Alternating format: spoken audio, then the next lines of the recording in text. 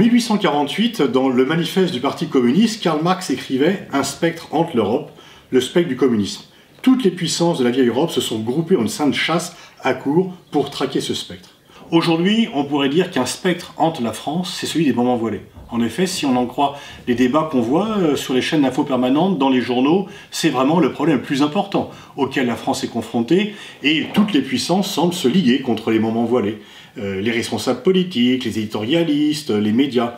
On a vraiment le sentiment que c'est le principal danger qui pèse sur la France. Alors, j'ai envie de dire, heureuse France parce que si le principal problème, c'est quelques moments qui portent un voile et qui accompagnent des sorties scolaires, eh bien on peut se dire que la France n'a pas beaucoup de problèmes. En fait, malgré que ce problème des moments voilés est mis au premier plan, on voit bien dans les sondages, y compris qui alertent sur ce sujet, que les véritables préoccupations des Français sont ailleurs. Les véritables problèmes qui se posent aux Français, c'est quoi? C'est l'emploi ou la crainte du chômage, la peur du déclassement, la peur pour l'avenir des enfants, la peur pour les retraites, bref, des préoccupations économiques et sociales qui viennent au premier rang dans les sondages, et pourtant on a l'impression que le véritable problème, c'est les moments voilés.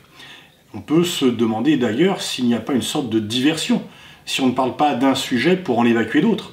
C'est pas du complotisme, mais en tous les cas, on peut se demander vraiment si, à l'échelle des problèmes réels, il n'y a pas des problèmes plus importants dont on devrait débattre en priorité plutôt que celui-ci. Mais le complotisme, n'est-ce pas de croire cela que les moments voilés participent à un vaste complot pour venir assouvir la France, et que les islamistes, de façon cachée, ont un agenda qui est secret, mais qui, heureusement, est dévoilé par quelques experts courageux qui nous disent que, finalement, on risque d'être asservi par ces musulmans qui veulent nous mettre à genoux. S'il y a un véritable complotisme, il est bien là. On n'est pas loin, en fait, du protocole des sages de Médine dans cette affaire-là. Bien sûr, ce qui est étonnant, c'est qu'on parle beaucoup des moments voilés, mais qu'on les interroge peu. On parle à leur place. C'est d'ailleurs curieux que les mêmes qui s'insurgent, que des femmes portent un voile au nom de la liberté, au nom du fait que le voile est le symbole de l'asservissement de la femme à l'homme, eh bien, en fait, n'aient aucune envie d'aller interroger ces femmes et parlent à leur place. Et finalement, s'il y a bien du sexisme,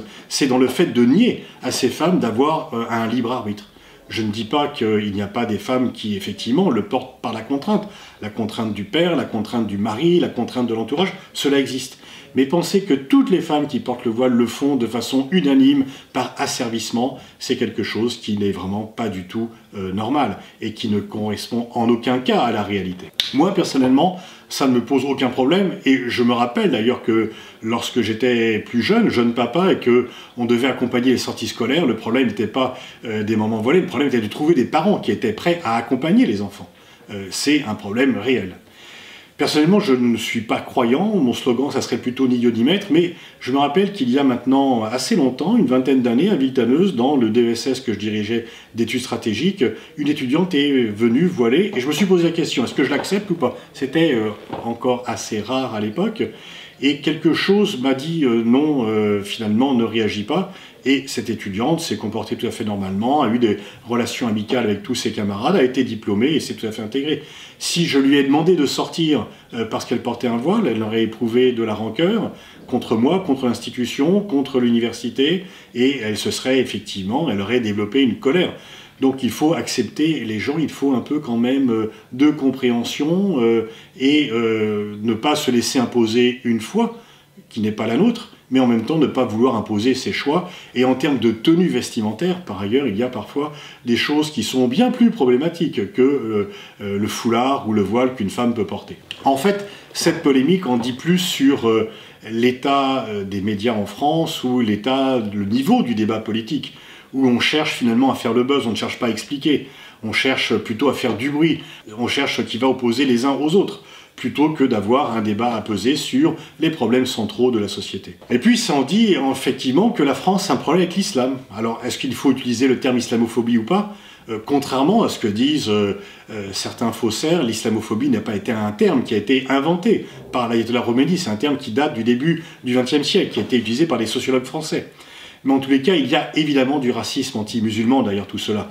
que l'on parle ou non d'islamophobie. On voit bien que c'est un problème avec l'islam et les musulmans, avec souvent des amalgames qui sont faits, et on voit bien qu'il y a un passé qui ne passe pas, qu'il y a ce passé colonial qui ne passe pas, que la guerre d'indépendance et son résultat ne passent pas non plus, que le racisme ordinaire existe, qu'il y a aussi l'importation du conflit israélo-palestinien, le débat sur le terrorisme avec des amalgames qui sont faits. Il n'est pas question de nier qu'il y a eu le terrorisme, mais il n'est pas non plus question aussi d'en faire le reproche à l'ensemble des musulmans. Et de dire, par exemple, qu'on commence comme maman voilée et on finit par mettre des bombes, de faire un lien entre les deux, ce qui est proprement délirant, tout simplement. À propos des médias, bien sûr, certains formats préfèrent le clash à la réflexion, mais ils devraient s'interroger parce qu'ils donnent la parole parfois à des gens qui n'ont aucune autre légitimité que de critiquer les musulmans.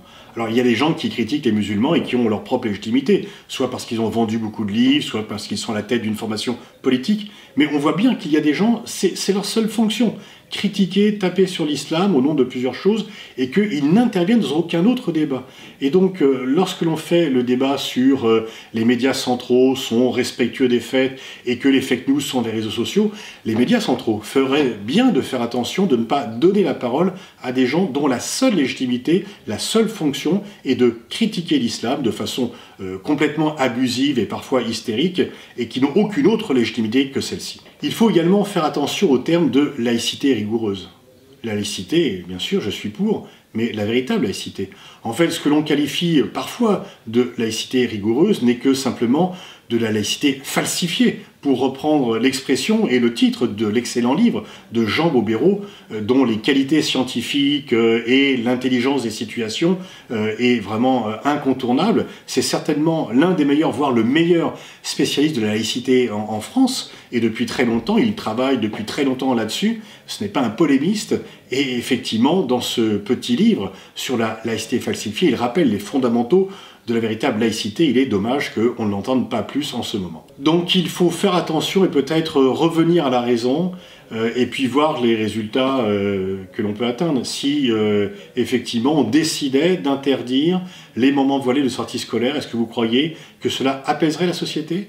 Est-ce que vous croyez que dans les cours d'école, cela amènerait un peu plus de vivre ensemble? Est-ce que vous pensez vraiment que ces moments voilés sont un danger pour les enfants et que finalement le partage des cultures n'est pas la meilleure chose à faire et que finalement le résultat, qui est peut-être voulu consciemment par certains, qui est peut-être inconsciemment porté par d'autres, c'est vraiment d'opposer les Français et de créer un climat de guerre civile. Il est vraiment temps de crier halte au feu et de réfléchir de façon plus posée et moins hystérique sur tous ces débats.